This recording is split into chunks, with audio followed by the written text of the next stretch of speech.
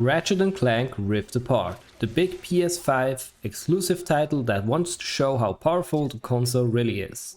After the not so great 2016 Ratchet and Clank, at least a lot of fans were disappointed with the storytelling and the characters, Insomniac wants to show how it is done correctly. But is this game really as good as all the magazines and reviews say? And what does a day one fan of the series think about it? The answers to all those questions will come right after the intro. Let's go!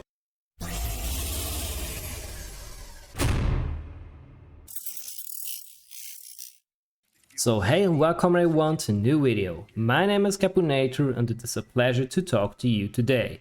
In this review I will give you my honest opinion about the game and tell you why it is one of the best games in the series but still has some weak points, at least in my opinion. If you never heard of this game and you want a spoiler-free review, this is not the one you should be watching and you should maybe stop the video now.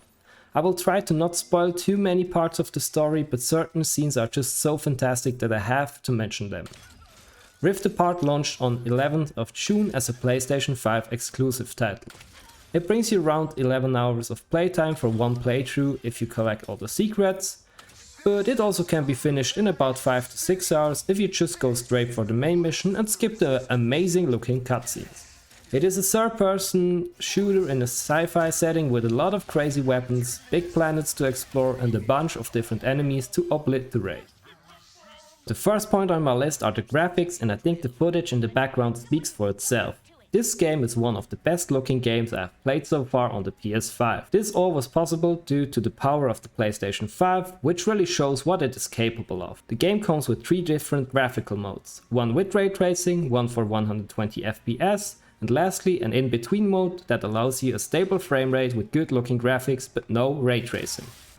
This game really shows what a world inside a video game should look like. Not only that there are a lot of really good looking textures and effects, they were also able to make the game more vibrant by putting a lot of aliens, robots or other materials onto the planet. Not only in cutscenes but also in the normal gameplay scenes there are always a lot of other NPCs or monsters around. And the most important point, I guess they managed to make the best fur ever in a video game. I mean, look at it. They have fantastic looking effects, even if sometimes there are a few less polished ones. Due to the great looking effects and graphics that come with almost no loading times between the levels, the game can sometimes get a little bit confusing and it can cause to lose overview in fights. But luckily all those effects have turn off buttons. Overall, this game is really beautiful to play and watch, not only in cutscenes, and they did a really amazing job on this. But the game can be as beautiful as it is. If the gameplay is bad, nobody will play it, so how does that fare? Rift Apart still has the same core mechanics as most of the Ratchet and Clank since going commando. Fixed camera perspective for easy strafe jumps to avoid enemy attacks, and with the quicker, satisfying gunplay we are used to. Buying weapons and leveling them up feels as great as ever, and the upgrade system with Ray Titanium is also back. They added a few new elements which really takes this game to the next level. First, we play the game as Ratchet, and after a while we play as his dimensional counterpart Rivet, who is also a Lombax. Sometimes with Clank on our back, or his counterpart Kid. Gameplay is always the same as Ratchet or Rivet, except for a few scenes where they are without Clank or Kid. And between Clank and Kid there is no difference gameplay wise. All weapons you buy are available for both Ratchet and Rivet. They are, as we could call them, duplicates. And every new gadget you get you can use with both. So you play planet after planet either as Ratchet or Rivet, and in my opinion there was a huge opportunity here to implement a co-op mode, but it's kinda sad to see that they did not make this into consideration. So back to the next level gameplay mechanics. We have the magnet boots and other gadgets from all the parts as we know them, but they have added a few new ones and really cool features. So first of all you get the Phantom Dash. A dash which allows you to avoid attacks and displace yourself by a few meters and makes you able to wall run. Then we also are able to grapple to different drifts for a quick change of position. And when you unlock the skating boots, I don't know the real name, the movement in this game is really reaching its maximum point of pleasure. Never before was it possible to travel this fast between locations, and it is so versatile and precise to move whilst fighting. It almost feels like a fast-paced arena shooter. Combined with the 20 weapons, if you include the pre-order weapon the pixelizer, this is one of the best gameplay mechanics ever to be seen in Ratchet and Clank history. I personally really like the number of passive weapons that can support you a lot whilst fighting big bosses in this game. There are few old classics like the boss blades or the Globe of Doom, known from previous titles, but also a lot of amazing new weapons like for example the Topiary Sprinkler and the Ricochet gun.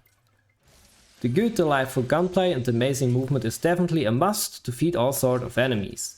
There are old ones like pirates or sand sharks, or new ones like the redesigned army from Dr. Nefarious. Also, some good old monsters from the original Ratchet and Clank made a comeback, but they are a little bit different this time around.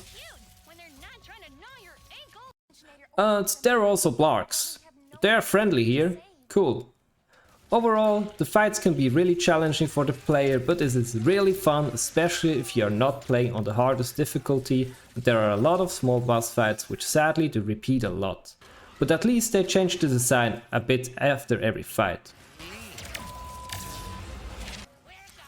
Once again, the villain is Dr. Nefarious, but this time he is able to get into another dimension with the use of the Dimensionator, where his counterpart Emperor Nefarious rules everything. But now the dimensions are going very crazy and breaking everything, and of course Ratchet and Clank need to fix this.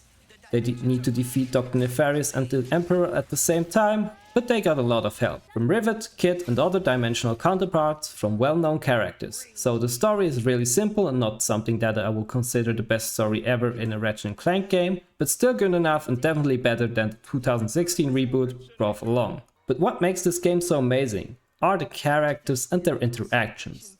It is so good to see that Ratchet and Clank both are their own individuals with feelings and fears. This makes them so adorable. And also, Rivet is one of the best characters in this series so far. She's kind of badass, but still really cute. I mean, look at her and how cute she is. But at the same time, she gets really nervous when she is about to meet Ratchet for the first time. Hi Ratchet, I'm Rivet. Nice to meet you. I really love those small little details in their character development. We also meet the son of the plumber from the first game, which is some really cool addition to the lore of the universe in my opinion. And overall, there are a lot of small interactions and informations that just happen while standing around or in gameplay, which really gives this game a good reason to play it and watching them.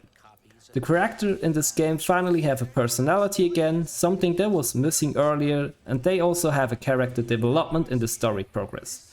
This is in my opinion one of the strongest points of Rift Apart. They're really great, but I do not want to spoil too much here, you really have to experience it by yourself.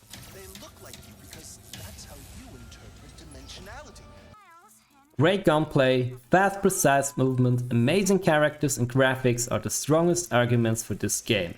And even though they sadly did not include a co-op, it is still a really good game. There are some bugs, but I personally never ran into one of them, and most of the time they are not game breaking. So if you are searching for a good third-person shooter and platformer, this game is really worth buying it. Of course you need a PS5 and they are not that easy to get these days, but I personally bought mine just for Rift Apart and I think it is worth it. So if you have a PlayStation 5 you should really get this game and really enjoy it. Especially after the ending of the game, I'm not sure if you will ever get a sequel or prequel in this series, or if they maybe start a new series called Rivet and Kit, who knows. At this point, if you made it all the way through to this part, thank you for watching and I hope I was able to help you with this review. Let me know what you think about this game and leave a like and subscribe if this video helped you. My name is Capunator and it was a pleasure to talk to you today. I hope to see you back soon for another video. Ciao! Honey, I'm a perfect 10, whoa, whoa. Honey, I'm a perfect 10, whoa.